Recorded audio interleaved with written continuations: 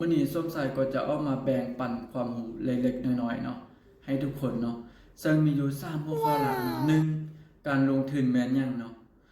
2เงินที่เราจะเอาไปลงทุนต้องเป็นเงินแบบใดเนาะ3ความเสี่ยงของการลงทุนมีหยังแดเนาะเดี๋ยวส้มสายจะตอบไปเทื่อละหัวข้อเนาะ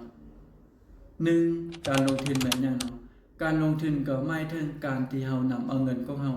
ส่วนใดส่วนหนึ่งเอาไปลงทุนบ่ว่าจะเป็นทางด้านอสังหาหรือว่าตลาดหุ้นและการลงทุนอื่น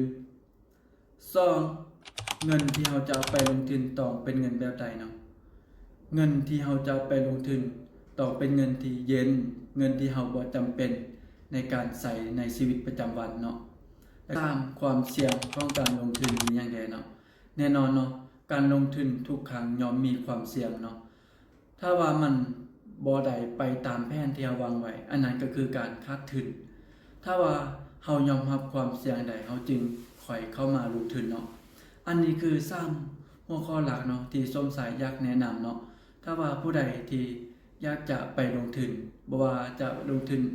ทางด้านใดก็ตามเนาะเพราะฉะนั้นให้ทุกคนศึกษาก่อนจะเข้าไปลงทุนเนาะ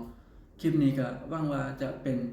ความรู้เล็กๆน้อยๆให้กับทุกคนที่เข้าเบิ่งหรือว่าเข้าชมเนาะ